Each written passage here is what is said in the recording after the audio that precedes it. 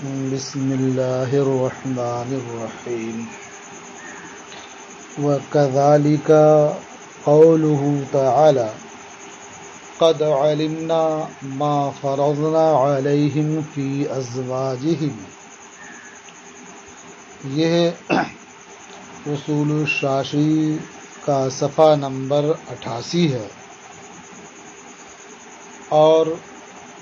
خاص اور عام سے متعلق فصل جاری ہے۔ خاص کی ایک دوسری مثال پیش کرتے ہوئے فرماتے ہیں، اور یوں ہی اللہ تبارک و تعالی کا قول قد علمنا ما فرضنا علیہم فی ازواجہم خاص ہے تقدیر شرعی میں، یعنی جس طرح سے آیت مذکورہ میں لفظ ثلاثہ خاص تھا، یعنی یتربصنا بانفسہن ثلاثۃ قروء میں لفظ ثلاثہ خاص تھا، اس پر عمل کرنا واجب تھا۔ اسی طرح سے اللہ تعالی کے اس ارشاد میں قد علمنا ما فرضنا علیہم فی ازواجہم میں فرضنا یہ خاص ہے۔ تقدیر شرعی کے سلسلے میں، یعنی یہ بتانے میں کہ یہ شریعت کی روح سے مہر مقدر ہے۔ اب یہ مہر کتنا ہے، اس کی مقدار یہ مجمل ہے، یعنی اس آیت میں اتنا تو واضح ہے کہ اللہ رب العزت نے مردوں پر ان کی بیویوں کا مہر مقدر فرمایا ہے، لیکن وہ کتنا ہے اس مقدار کے سلسلے میں یہ مجمل ہے، اور جب آیت مجمل ہوتی ہے تو اس کے لیے کسی بیان کی ضرورت ہوتی ہے۔ تو اس اجمال کے لیے بیان وہ حدیث ہے جو حضرت جابر ابن عبداللہ رضی اللہ تعالی عنہ سے مروی ہے کہ حضور نبی کریم صلی اللہ تعالی علیہ وسلم نے ارشاد فرمایا، لا یزوج النساء الا الاولیاء، یعنی عورتوں کا نکاح نہ کریں مگر اولیاء،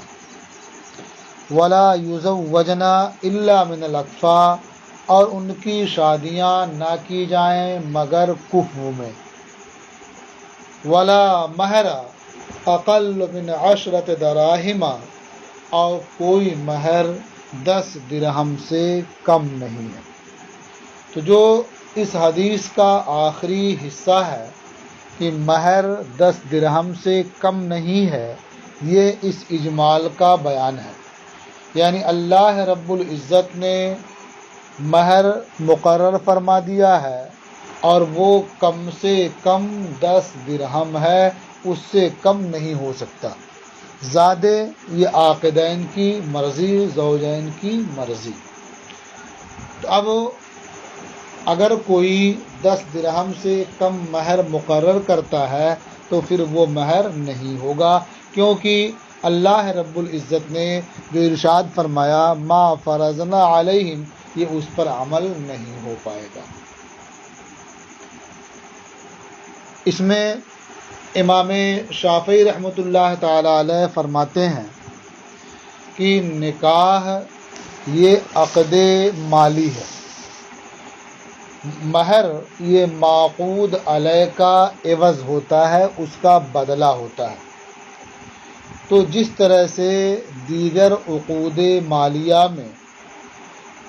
بائع اور مشتری کو اس بات کا اختیار ہوتا ہے کہ وہ جتنا چاہیں بدل طے کر لیں، جتنے پر راضی ہو جائیں اتنا بدل ہو سکتا ہے، تو اسی طرح سے نکاح بھی عقد مالی ہے، تو زوجین جتنے پر راضی ہو جائیں وہ بدل ہو سکتا ہے۔ تو گویا باب نکاح میں مال کی تقدیر یہ زوجین کے رائے کے حوالے ہے، زوجین کے سپرد ہے، وہ جتنا چاہیں مقرر کر لیں۔ یہ امام شافعی رحمۃ اللہ علیہ کا مذہب ہے۔ لیکن چونکہ آیت میں ما فرضنا یہ خاص ہے، اس لیے عقود مالیہ پر قیاس کرتے ہوئے نکاح میں مہر کو زوجین کے سپرد نہیں کیا جائے گا، بلکہ اس قیاس کو ترک کیا جائے گا اور کتاب اللہ کے خاص پر عمل کیا جائے گا۔ احادیث پاک کے ذریعہ اس کا بیان آ گیا کہ 10 درہم سے کم کوئی مہر نہیں ہوگا، زیادہ رکھنا ہے یہ زوجین کو اختیار ہے۔ وَكَذَلِكَ قَوْلُهُ تَعَالَى، اور لفظ ثلاثہ کی طرح سے اللہ تعالیٰ کا ارشاد قد علمنا ما فرضنا علیہم فی ازواجہم خاص فی التقدیر الشرعی،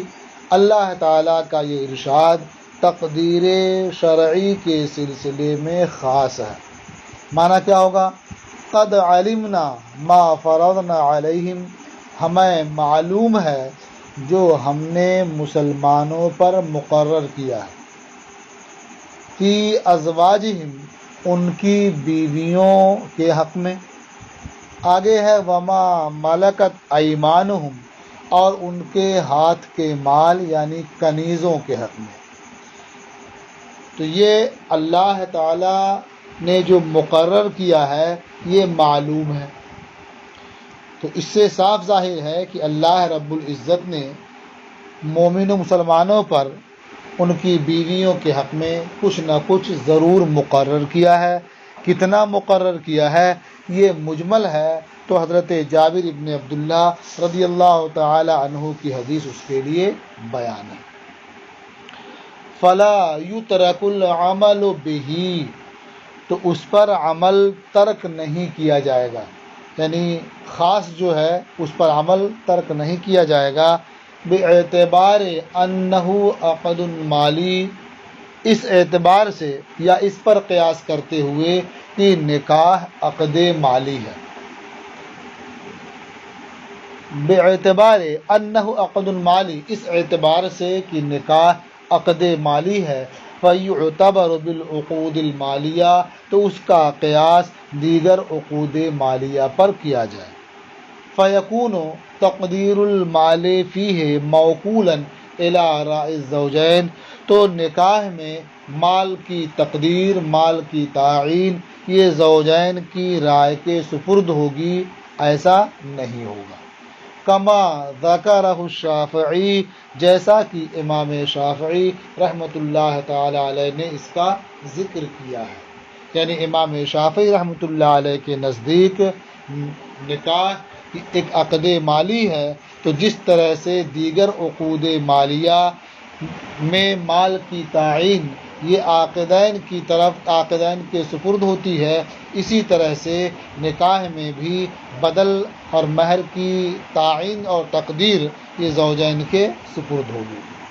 لیکن احناف کے نزدیک چونکہ یہ ما فرضنا یہ خاص ہے، جو اس بات کو بتاتا ہے کہ اللہ تعالیٰ نے کچھ مقدر کر رکھا ہے، تو اس کا بیان حدیث پاک کے ذریعہ ہو جاتا ہے کہ وہ کم سے کم 10 درہم ہے، اس لیے اگر کوئی اس سے بھی کم مہر مقرر کرتا ہے یہ مقرر کرنا صحیح نہیں ہوگا۔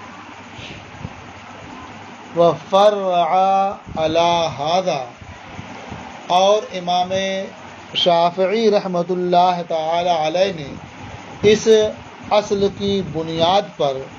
بعض مسائل کی تفریع فرمائی ہے، یعنی ان کے یہاں نکاح عقد مالی ہے،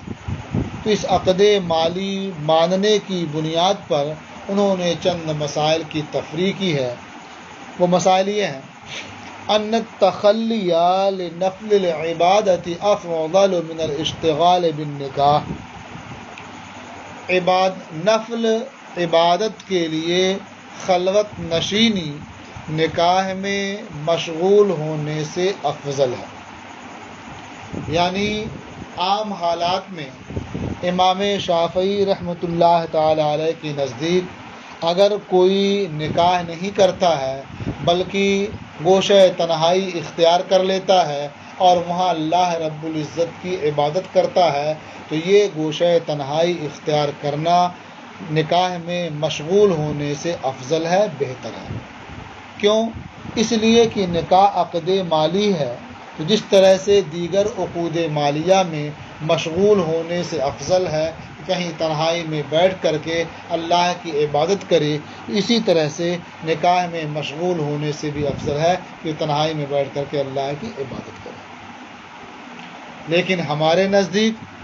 نکاح میں مشغول ہونا یہ تنہائی میں بیٹھ کر کے نفل عبادت سے افضل ہے، بہتر ہے، کیونکہ نکاح میں مشغول ہونا یہ حضور نبی کریم صلی اللہ تعالی علیہ وسلم کی سنت ہے، اور ہمیں حضور کی سیرت اور سنت کو اختیار کرنے کا حکم دیا گیا ہے۔ علاوہ ازیں حضور نبی کریم صلی اللہ تعالی علیہ وسلم نے نکاح میں مشغول ہونے پر آمادہ کیا، ابھارا اور اس کی رغبت بھی دلائی ہے۔ مزید نکاح میں مشغول ہونے کی وجہ سے آدمی کا آدھا دین محفوظ ہو جاتا ہے، جیسا کہ حدیث سے ثابت ہے۔ تو ان فضائل کی بنیاد پر اور اس لیے کہ یہ سنت ہے اور اس لیے کہ یہ من وجہ عبادت ہے، نکاح میں مشغول ہونا نفلی عبادت کے لیے گوشہ تنہائی اختیار کرنے سے بہتر ہے۔ وَأَبَاحَ إِبْطَالَهُ بِالطَّلَاقِ كَيْفَ مَا شَاءَ الزَّوْجُ مِن جَمْعٍ وَتَفْرِيقٍ، اور امام شافعی رحمۃ اللہ علیہ نے طلاق کے ذریعہ ایقاع طلاق کے ذریعہ نکاح کے ابطال کو مباح قرار دیا ہے۔ شوہر جس طرح سے چاہے، جمع اور تفریق دونوں میں سے جس طرح سے چاہے، ایقاع طلاق کے ذریعہ نکاح کو باطل کرنا مباح ہے۔ جس طرح چاہے مطلب تین طہر میں 3 طلاق دے، الگ الگ کر کے تفریق ہو گئی ہے کہ ایک طہر میں 1 طلاق دیا، دوسرے طہر میں دوسری طلاق دیا، تیسرے طہر میں تیسری طلاق دیا، یا جمع کر کے یعنی ایک طہر میں 3 طلاق دے دے، تو چاہے ایک طہر میں 3 کلمات کے ذریعہ 3 طلاق دے یا 3 طہر میں 3 طلاق دے، یہ شوہر کے لیے جو پسند جو بہتر معلوم ہو وہ اختیار کر سکتا ہے۔ تو نکاح کو اس طرح سے باطل کرنا مباح ہے امام شافعی رحمۃ اللہ علیہ کے نزدیک۔ ہمارے نزدیک یہ ایک ساتھ 3 طلاق دینا یہ ناپسندیدہ ہے، یہ طلاق بدعت ہے، یہ خلاف سنت ہے۔ بہتر یہ ہے کہ ایک طہر میں جس میں بیوی سے قربت نہیں کی ہے 1 طلاق دے، پھر دوسرے طہر میں دوسری طلاق دے، پھر تیسرے طہر میں چاہے تو تیسری طلاق دے۔ وَأَبَاحَ إِرْسَالَ الثَّلَاثِ جُمْلَةً وَاحِدَةً، اور امام شافعی رحمۃ اللہ علیہ نے 3 طلاق ایک بارگی دینے کو مباح قرار دیا ہے، یعنی ایک کلمے سے 3 طلاق دے اور کوئی اپنی بیوی سے کہے کہ میں نے تجھے 3 طلاقیں دی، یہ بھی مباح ہے امام شافعی رحمۃ اللہ علیہ کے نزدیک۔ ہمارے یہاں یہ مکروہ ہے، خلاف سنت ہے۔ یہ اور بات ہے کہ اگر ایک کلمے میں بھی 3 طلاق دے دے گا تو طلاق واقع ہو جائے گی۔ وَجَعَلَ عَقْدَ النِّكَاحِ قَابِلًا لِلْفَسْخِ بِالْخُلَعِ، اور امام شافعی رحمۃ اللہ علیہ نے عقد نکاح کو قابل فسخ قرار دیا ہے خلا کے ذریعہ، یعنی جس طرح سے عقد بیع اقالے کی بنیاد پر بیع جو ہے فسخ ہو جاتی ہے اقالے کی وجہ سے، اسی طرح سے خلا کی وجہ سے نکاح بھی فسخ ہو جائے گا۔ تو نکاح یہ قابل فسخ ہے خلا کی وجہ سے، خلا کے سبب، لیکن ہمارے نزدیک یہ خلا کے سبب سے نکاح فسخ نہیں ہوتا ہے بلکہ طلاق بائن واقع ہوتی ہے۔ اس کا ثمرہ اس وقت ظاہر ہوگا کہ جب کسی شخص نے اپنی بیوی سے خلا کر لیا اور بھی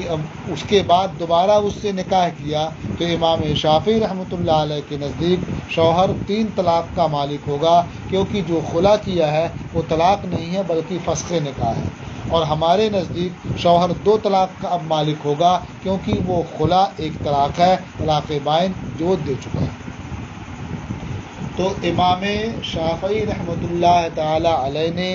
عقد نکاح کو عقد مالی مانا ہے، اس لیے انہوں نے ان مسائل کی اس پر تفریح کی ہے کہ نکاح میں مشغول ہونے سے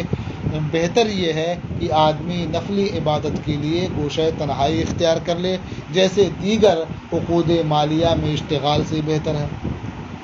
جس طرح سے دیگر عقود میں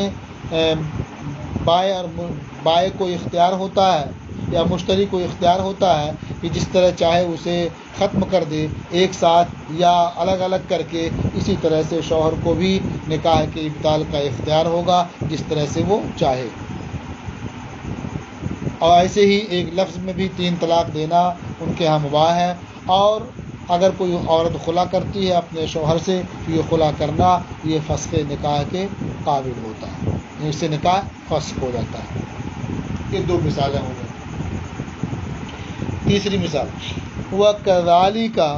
قَوْلُهُ تَعَالَى حَتَّى تَنْكِحَ زَوْجًا غَيْرَهُ خَاصٌ فِي وُجُودِ النِّكَاحِ مِنَ الْمَرْأَةِ۔ تیسری مثال سے پہلے آپ یہ سمجھ لیں ایک مسئلہ کہ اللہ کے رسول صلی اللہ تعالی علیہ وسلم سے ایک حدیث مروی ہے کہ ایما امرات نکحت نفسها بغیر اذن ولیہا فنکاحها باطل باطل باطل، یعنی جس عورت نے اپنا نکاح خود کر لیا اپنے ولی کی اجازت کے بغیر تو اس خاتون کا نکاح باطل ہے باطل ہے باطل ہے، یعنی عورت اپنا نکاح بذات خود کسی مرد سے کرتی ہے تو نکاح نہیں ہوگا۔ یہی امام شافعی رحمۃ اللہ علیہ کا مذہب بھی ہے، لیکن احناف کا مذہب یہ ہے کہ عاقلہ بالغہ اگر اپنا نکاح کفر میں کسی مرد سے خود کر لیتی ہے اولیاء کی اجازت کے بغیر تو وہ نکاح صحیح ہو جائے گا۔ اب اس کی دلیل کیا ہے؟ اس حدیث کے مقابل یہ قول احناف کیوں کرتے ہیں؟ اس کی دلیل یہی ہے کہ اللہ رب العزت نے ارشاد فرمایا کہ اگر ارشاد فرمایا فَإِن طَلَّقَهَا فَلَا تَحِلُّ لَهُ مِن بَعْدُ حَتَّى تَنْكِحَ زَوْجًا غَيْرَهُ، یعنی اگر شوہر اپنی بیوی کو طلاق دے دے تو وہ بیوی شوہر کے لیے اس کے بعد حلال نہیں ہوگی جب تک کہ وہ بیوی اس شوہر کے علاوہ دوسرے شوہر سے نکاح نہ کر لے۔ تو یہ حتیٰ تنکحہ، جب تک کہ وہ عورت دوسرے شوہر سے نکاح نہ کر لے، یہ خاص ہے عورت کی جانب سے وجود نکاح میں، یعنی اس آیت سے صاف صاف یہ معلوم ہوتا ہے کہ عورت اگر اپنا نکاح یعنی عاقلہ بالغہ عورت اپنا نکاح خود کر لیتی ہے تو یہ نکاح ہو جائے گا، صحیح ہوگا۔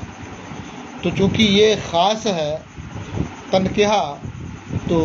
خاص کا تقاضا یہ ہے کہ اس پر عمل واجب ہو۔ اب اس کے مقابل میں وہ حدیث ہے ایما امرات نکحت نفسها بغیر اذن ولیہا، تو دونوں میں بظاہر تعارض ہوا، اور آپ یہ ضابطہ پڑھ چکے ہیں کہ کتاب اللہ کے خاص پر عمل ہوگا، اور اس کے مقابل اگر کوئی خبر واحد ہو یا قیاس ہو تو اسے ترک کر دیا جائے گا۔ اس لیے احناف یہ فرماتے ہیں کہ عورت اگر اپنا نکاح بذات خود کسی مرد سے کفر میں کر لیتی ہے تو وہ نکاح صحیح ہوگا۔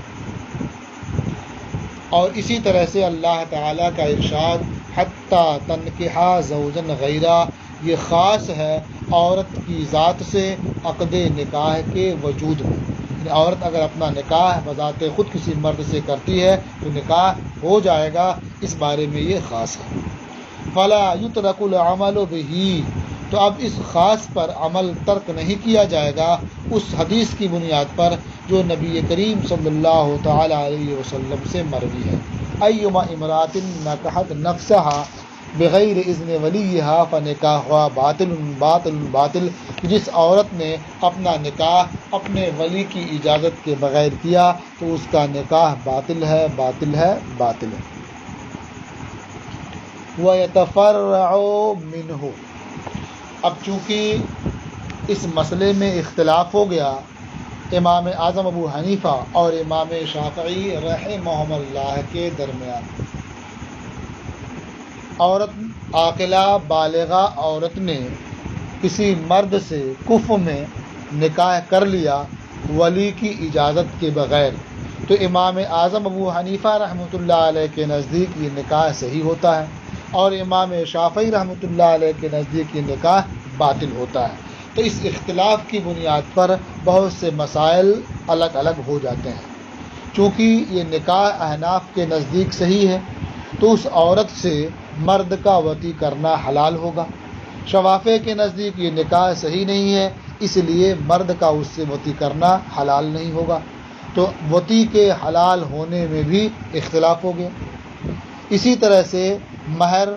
نفقہ اور سکنا کے لازم ہونے میں بھی اختلاف ہوگا۔ احناف کے نزدیک نکاح صحیح ہے تو مہر بھی لازم ہوگا، نفقہ بھی لازم ہوگا اور سکنا بھی لازم ہوگا۔ امام شافعی رحمۃ اللہ علیہ کے نزدیک نکاح صحیح نہیں ہے تو اس میں سے کچھ بھی لازم نہیں ہوگا۔ ایسے ہی اگر اس قسم کے نکاح کے بعد شوہر اس عورت کو طلاق دیتا ہے تو احناف کے نزدیک یہ طلاق واقع ہوگی کیونکہ نکاح صحیح تھا۔ امام شافعی رحمۃ اللہ علیہ کے نزدیک طلاق واقع نہیں ہوگی کیونکہ نکاح صحیح نہیں تھا۔ اور اگر اس قسم کے نکاح کے بعد شوہر نے 3 طلاق دے دیا پھر اس کے بعد اس سے نکاح کرنا چاہتا ہے تو امام شافعی رحمۃ اللہ علیہ کے نزدیک نکاح کر سکتا ہے، کیونکہ پہلے جو نکاح کیا تھا وہ نکاح ہوا نہیں، پھر جب طلاق دیا تو طلاق بھی نہیں ہوئی، لہٰذا اب جو نکاح کرے گا وہ پہلا نکاح ہوگا اور یہ صحیح ہے۔ امام اعظم ابو حنیفہ رحمۃ اللہ علیہ کے نزدیک اگر وہ نکاح کرنا چاہتا ہے تو اب نہیں کر سکتا، اس لیے کہ پہلا نکاح صحیح تھا، اب اسے 3 طلاق دیا تو یہ طلاق دینا بھی صحیح ہے، اور آپ اس سے پہلے پڑھ چکے ہیں فَإِن طَلَّقَهَا فَلَا تَحِلُّ لَهُ مِن بَعْدُ حَتَّى تَنكِحَ زَوْجًا غَيْرَهُ، جب تک وہ عورت کسی دوسرے مرد سے نکاح نہ کر لے پھر وہ اسے طلاق دے، عدت پوری ہو، اس وقت تک وہ پھر پہلے والے شوہر سے نکاح نہیں کر سکتی۔ تو ان مسائل میں اختلاف ہوا اسی اصل میں اختلاف کی بنیاد پر کہ عورت نے اپنا نکاح بذات خود کسی مرد سے کیا تو نکاح منعقد ہوگا یا نہیں۔ وَيَتَفَرَّعُ مِنْهُ الْخِلَافُ فِي حِلِّ الْوَطِيِّ، اور اس اختلاف مذکور کے سبب سے وطی کے حلال میں اختلاف متفرع ہوتا ہے، اور مہر کے لزوم، مہر اور نفقہ اور سکنا کے لازم ہونے میں اختلاف بھی متفرع ہوتا ہے۔ وقوع الطلاق والنکاح بعد الطلقات الثلاث، اور طلاق واقع ہونے میں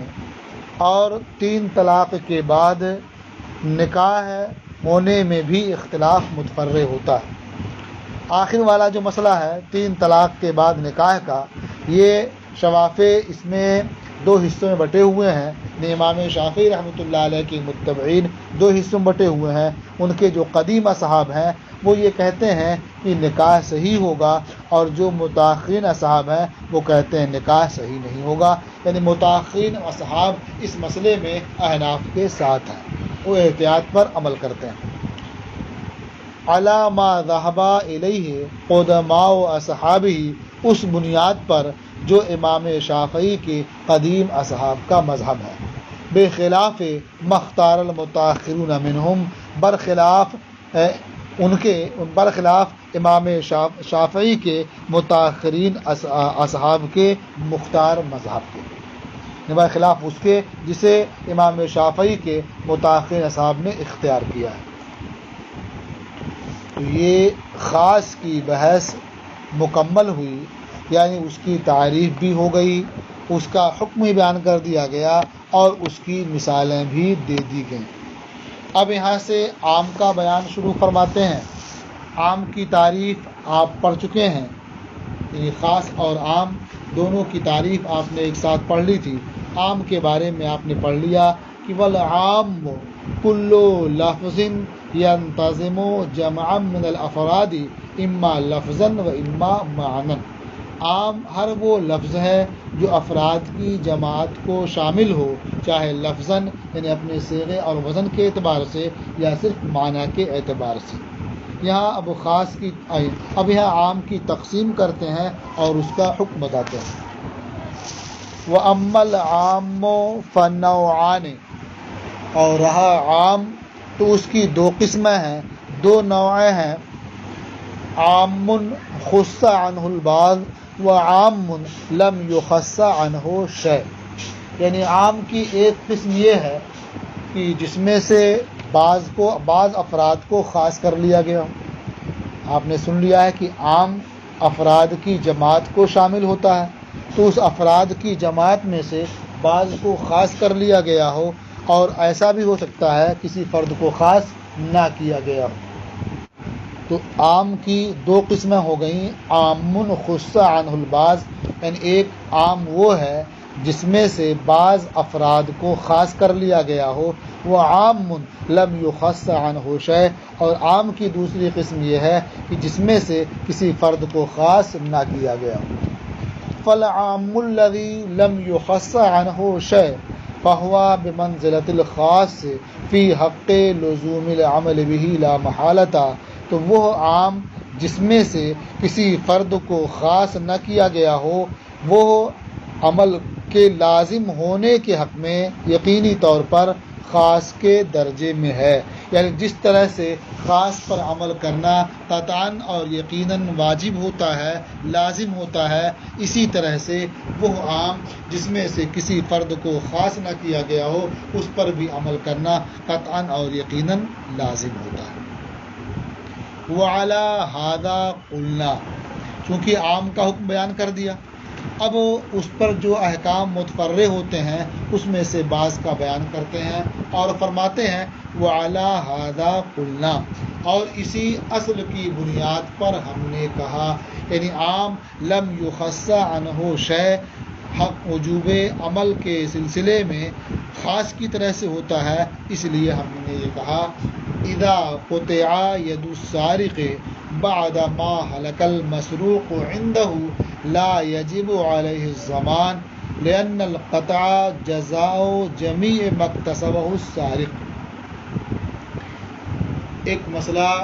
آپ نے یہ پڑھا ہوگا کہ اگر چور یا چوری کرنے والی عورت چورنی یہ چوری کر لے اور وہ چوری کا مال 10 درہم سے زیادہ ہو، تو اس صورت میں حکم یہ ہے کہ ان کا ہاتھ کاٹ لیا جائے، یعنی السارق والسارقۃ فاقطعوا ایدیہما جزاء بما کسبا نکالا من اللہ واللہ عزیز حکیم۔ یعنی جو مرد یا عورت چور ہو تو ان کا ہاتھ کاٹو جزاء بما کسبا، اس کا بدلہ جو انہوں نے کیا، یعنی یہ ہاتھ کاٹنا ان سب کا بدلہ ہے جو چور مرد یا چور عورت نے کیا۔ تو اب اس سے یہ سمجھ میں آیا کہ جب ہاتھ کاٹ لیا گیا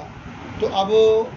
جو مال اس نے چرایا تھا ہلاک ہو گیا، برباد ہو گیا، تو اس کا بدلہ اس سے وصول نہیں کیا جائے گا، ضمان دینا اس پر لازم نہیں ہوگا، کیونکہ ہاتھ کاٹ لینا یہ ان سب کا بدلہ ہے، ان سب کی جزا ہے جس کا صدور چور سے ہوا۔ اس لیے ہاتھ جب کاٹ لیا گیا تو اب مال کا بدلہ اس سے وصول نہیں کیا جائے گا، ضمان دینا اس پر لازم نہیں ہوگا۔ اس مسئلے کا قیاس غصب والے مسئلے پر نہیں ہوگا کہ اگر کسی نے کسی کا مال غصب کر لیا اور وہ مال اس کے پاس سے ہلاک ہو گیا تو غصب کرنے والے پر لازم ہوتا ہے کہ مال کی ضمان ادا کرے وہ، تو اس مسئلے پر اس کا قیاس نہیں ہوگا، کیونکہ یہاں ہاتھ کاٹ لینا یہ سب کا بدلہ ہے، یعنی اس کے چوری کا بھی بدلہ وہی ہے اور اس کے پاس سے مال ہلاک ہو جانے کا بدلہ بھی وہی ہے، کیونکہ اس میں جزام بما کسبہ ہے، یعنی ہاتھ کاٹنا ان سب کا بدلہ ہے جو اس نے چور نے یا چورنی نے کیا ہے۔ اذا قطع ید السارق بعد ما ہلک المسروق عنده، جب چوری کرنے والے کا ہاتھ کاٹ لیا جائے، چوری کیا ہوا مال اس چور کے پاس ہلاک ہو جانے کے بعد، لا یجب علیہ الضمان، تو چوری کرنے والے پر ضمان دینا واجب نہیں ہے، لأن القطع جزاء جمیع ما اکتسبہ السارق، اس لیے کہ ہاتھ کاٹنا یہ بدلہ ہے ان سب کا جسے چور نے کیا ہے۔ فإن کلمۃ ما عامۃ تتناول جمیع ما وجد من السارق، کیونکہ بما کسبہ میں جو کلمہ ما ہے یہ عام ہے جو ان سب کو شامل ہے جو چوری کرنے والے سے پایا گیا۔ وبتقدیر ایجاب الضمان یکون الجزاء هو المجموع، اب اگر ہاتھ کاٹنے کے ساتھ ساتھ ضمان دینا بھی واجب کر دیا جائے تو اس کا مطلب یہ ہوگا کہ بدلہ یہ ہاتھ کاٹنا اور ضمان دینا یہ دو چیزوں کا مجموعہ ہے، حالانکہ کتاب اللہ میں صرف ہاتھ کاٹنے ہی کو سب کا بدلہ قرار دیا گیا ہے۔ وبتقدیر ایجاب الضمان، اور ضمان واجب کرنے کی تقدیر پر بدلہ وہ مجموعہ ہوگا، یعنی ہاتھ کاٹنا اور ضمان دینا یہ دونوں کا مجموعہ بدلہ ٹھہرے گا، حالانکہ کتاب اللہ میں صرف ہاتھ کاٹنے ہی کو ان سب کا بدلہ قرار دیا گیا ہے۔ ولا یترک العمل به بالقیاس علی الغصب، اور کلمہ ما کے عموم پر عمل کو ترک نہیں کیا جائے گا غصب پر قیاس کرتے ہوئے، یعنی یہ نہیں کہا جائے گا کہ جس طرح سے غصب کرنے کی صورت میں مال ہلاک ہو جائے تو ضمان دینا لازم ہوتا ہے غاصب پر، اسی طرح سے سارق پر ہلاک ہونے کی صورت میں ضمان دینا لازم ہوگا، یہ نہیں کہا جائے گا۔ اب رہ گیا یہ مسئلہ کہ کلمہ ما عام ہے تو اس کی دلیل کیا ہے، تو فرماتے ہیں وَالدَّلِيلُ عَلَىٰ أَنَّ كَلِمَةَ مَا عَامَّةٌ مَا ذَكَرَهُ محمد رحمہ اللہ تعالی، اور اس بات پر دلیل کہ کلمہ ما عام ہے امام محمد رحمۃ اللہ علیہ کا وہ قول ہے جو انہوں نے ذکر فرمایا۔ امام محمد رحمۃ اللہ علیہ کے قول سے دلیل اس لیے بیان فرمائی کہ امام محمد رحمۃ اللہ تعالی علیہ جس طرح سے لغت کے امام ہیں اسی طرح سے وہ فقہ کے بھی امام ہیں، تو ان کی بات پیش کرنے سے یہ معلوم ہو جاتا ہے کہ ایسا نہیں ہے کہ کلمہ ما لغت کے اعتبار سے تو عام ہو لیکن فقہ میں عام نہ ہو، بلکہ یہ جس طرح سے لغت کے اعتبار سے عام ہے اسی طرح سے فقہا کے نزدیک بھی یہ عام ہے۔ اب ان کا قول کیا ہے؟ قول یہ ہے اذا قال المولا لجاریته ان کانا ما فی بطنک غلاما فانت حر، جب آقا اپنی بادی سے کہے اگر وہ سب جو تیرے پیٹ میں ہے لڑکا ہوگا تو تو آزاد ہے، یعنی بادی حاملہ تھی، آقا نے اپنی بادی سے کہا کہ جو کچھ تیرے پیٹ میں ہے اگر لڑکا ہوگا تو تو آزاد ہے۔ اب بچہ جننے کا موقع آیا فوالدت غلاما وجاریتا، تو اس بادی نے ایک بچہ اور ایک بچی جنا، دو پیدا ہوئے، ایک بیٹا اور ایک بیٹی، تو اب اس صورت میں وہ بادی آزاد نہیں ہوگی۔ کیوں آزاد نہیں ہوگی؟ اس لیے کہ آقا نے کہا تھا کہ جو کچھ تیرے پیٹ میں ہے اگر وہ سب لڑکا ہے تو تو آزاد ہے، اور یہاں وہ سب لڑکا نہیں ہوا بلکہ کچھ لڑکا ہوا اور کچھ لڑکی ہوئی، اس لیے آزاد نہیں ہوگی۔ تو معلوم ہوا کہ یہاں کلمہ ما عام جس طرح سے ہے اسی طرح سے وہاں بھی کلمہ ما عام ہے، تو ہاتھ کاٹنا یہ اس کے ہر جرم کی سزا ہے، بدلہ ہے۔ وَبِمِثْلِهِ نَقُولُ فِي قَوْلِهِ تَعَالَى، اور اسی کے مثل ہم اللہ تعالیٰ کے اس ارشاد میں کہتے ہیں، جس طرح سے پہلی مثالیں آپ نے دیکھ لی ہیں، پہلی مثال آپ نے دیکھ لی ہے، اسی طرح سے ہم اللہ تعالیٰ کے اس ارشاد کے بارے میں بھی کہتے ہیں۔ کیا ہے؟ اللہ تعالیٰ نے فرمایا فَقْرَؤُوا مَا تَيَسَّرَ مِنَ الْقُرْآنِ، نماز پڑھنے والے کے حق میں فرمایا گیا کہ پڑھو جو تمہیں قرآن سے میسر آئے، قرآن سے جو پڑھنا تمہارے لیے آسان ہو اسے تم پڑھو۔ اس میں ما تیسرہ میں جو ما ہے یہ عام ہے ان سب کے حق میں جو بھی اسے قرآن سے میسر آئے، چاہے سورہ فاتحہ ہو یا سورہ فاتحہ کے علاوہ ہو، جو بھی قرآن سے پڑھنا اس کے لیے آسان ہو وہ پڑھ لے، اس کی نماز ہو جائے گی، اسے اسی کا حکم دیا گیا ہے۔ اب اس کا تقاضا یہ ہے کہ سورہ فاتحہ کی قرأت پر نماز کی صحت موقوف نہ ہو، اس کا تقاضا یہ ہے۔